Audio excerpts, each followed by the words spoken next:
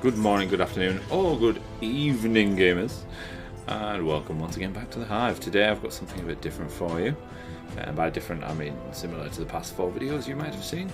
Today we have Tabletop Simulator. Now, this is my board game that I'm designing called Storyteller, and I've made it, recreated Storyteller, a board game, inside Tabletop Simulator, a video game. How about that? So I just wanted to give you a little overview, show you what's what. I'll probably leave a few things out by accident.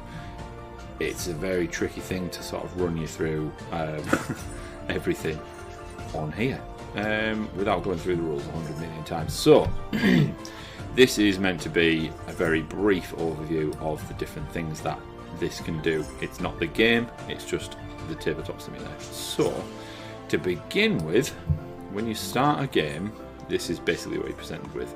There are 2 options for rules. This will be probably updated more frequently as it's a web link. So you've got a little tablet here, and if you click it, it lets you scroll down the rules. How cool is that? Brilliant. So you can scroll all the way through, click away and zoom back out. You can also look through the rules and zoom in like that. So full set of rules there. They're the most up to date currently. There's a few little bits like this blue box here that aren't quite right yet. But other than that, all the rules are there for your viewing pleasure. And that's where we are with that. Now, when you begin a game, you want to be at the story card. Now from here, you can do all sorts of so cool. You'd read that out, zoom right in. You'd read that out, and then you flip the card and do the quest. So the quest is initiated as soon as the card comes into play. Storyteller will set up an encounter with spectres equal to the number of adventurers. So say we're playing with 3 adventurers, you would set up 3 spectres, which I've already done here. Now, to set up an encounter with an enemy like this, you see how much HP it's got, how much defense it has, and you put that amount of HP and defense here. So let's say we want to just add an ancient skeleton to this. No, what are you doing? It's not meant to do that. It's meant to snap. Why is it not snapping? Never mind. So, how much HP and defense does the skeleton have? 8 and 1. So let's set up his defense first. Just plop that down there. And we need 8 HP. So that's 5, 6, 7, 8. There we go. When he takes damage, you just drop it back on that pile, or you can put it back in the bag. That kind of thing. So it's pretty cool. I really like this. I think it's a very, very ingenious way to kind of get a tabletop board game presented online to people, and then sort of iterate on what feedback they give you. Next, we've got turn order counters. These should snap. Yeah, there we go. So they just snap to wherever you want them. There we go. So they're very, very straightforward pieces. What else have we got over here? So we've got an enemy deck that has all the different enemies in. If you search that deck, it shows you all the different enemies that are in there. They're a little bit blurry because of the way that they're uploaded to this game. I could do them individually to make them less blurry. It's nothing to do with the artwork, it's just the way that they upload. I've not figured out a way around it yet, other than uploading 45 individual fronts and backs for cards, which has its own issues. If you create a deck like this, you can search through it. As far as I know, if you do individual cards, you can't search them through a deck, but I'm quite new to using this, so that might not be the case. We've got the weapon deck, or the equipment deck, so that's got every piece of equipment in there. Get rid of that. The exploration and combat encounter decks.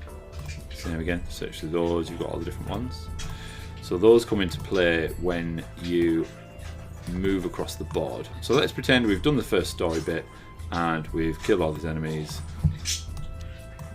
The storyteller would have already kind of set up these really. So we'll just say there's 3 there. When you land on one of these spaces, you then, if it's a red combat, you pick one of these up. Not the whole deck. That doesn't want to be the whole deck.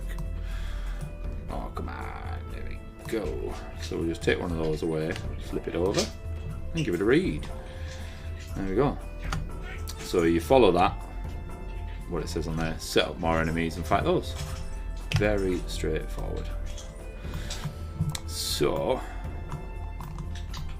let's just chuck an exploration on there as well. And stuff like that. There we go. Easy peasy. Next we'll move on to what you can actually do. So the Storyteller has a dice which you can shake and roll, and a d6 as well. So you've got a d20 and a d6. Every player has one of those. So let's use the fighter as an example, because I've done some of the artwork for the cards. You have your individual character here, and then some skills and some starting equipment.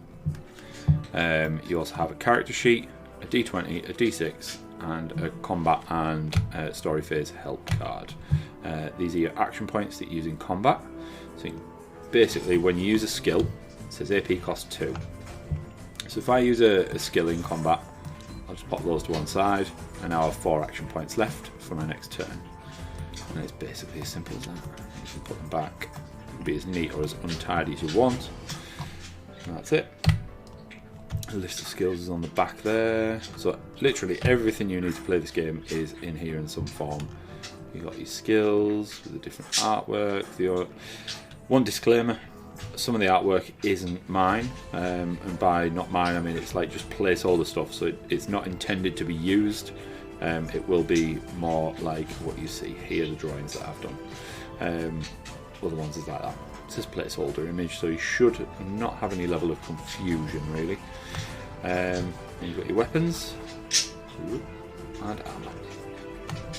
So the character sheet is the bit that I'm really most proud of. I did borrow a template from a user that I don't remember the name of, but I will link that. I then sort of built this individually. You get a template with like 3 boxes, and that's kind of it. So I've had to do all of this custom positioning, all that good stuff. So you can basically fill in whatever details you want, and as you level up you take these boxes, and let's just say I've leveled up quite a bit. That's brilliant. This character sheet is pre-filled from here, which just makes life a bit easier. So vitality, endurance, willpower and strength, you can find those just there at the bottom. Vitality, endurance, willpower, strength, and they're all pre-filled. From there you have modified attributes. The modified attributes of hit points, defense, magical attack and physical attack are your base attributes plus any modifiers. So your weapon gives you physical 1, so that goes on to your physical attack. Strength plus weapon value physical is physical attack. So my strength, now that I've leveled it up, is 4, 5, 6, 7. Plus 1 from my sword would be 8. So I just put 8 there. And that's it, that's my new total. So you can highlight that in a way. I quite like to put my running total in brackets. So every time I level up, I might say it was 8 plus 1 total 9, something like that. You can track it however you want. You could obviously with this delete it if you wanted. You can go 6, delete, 7, delete, that kind of thing. So there we go. And you got a list for perks. You keep track of your SP here that you earn from defeating enemies. Same with gold. And then notes and items is for any other stuff. So you collect these things called relic shards. So you might put relic shards times 1, times 2, times 3. You might go Roman numerals 3, something like that. And that's it really. I'll show you the other two. So let's have a look at the mage. So they're all set up more or less the same. Got the assassin. You also have, that I should have mentioned earlier, there is, when you set up a character, there's an option to either use the recommended skills, which are the first ones there. You've got Swift Strike, Defend, Shadow, Steal and Speed, or as the game is built further on with expansions and things like that, but also as the game starts, you can have a level 1 attack skill or a level 1 utility skill. So that level 1 utility skill is the one where you've got options at the minute, and those are your options there. So you've got quick rest, which lets you, for 1 action point, use, get a little bit of healing. You've got defend, which increases your weapon skills, so that's basically your ability to be hit and take full damage or less damage. And improvised mend, which allows you to regain a defense. And that is basically the overview for the tabletop simulator version of the game, and a little bit about the game itself. Like I say, I don't want to deep dive too much into the elements just yet. That'll be a totally separate video.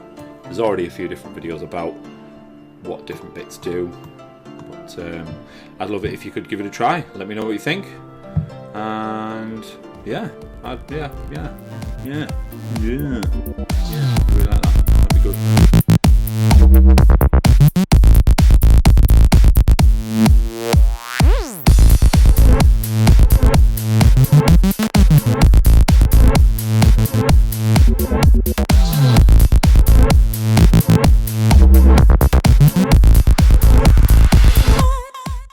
Subscribe.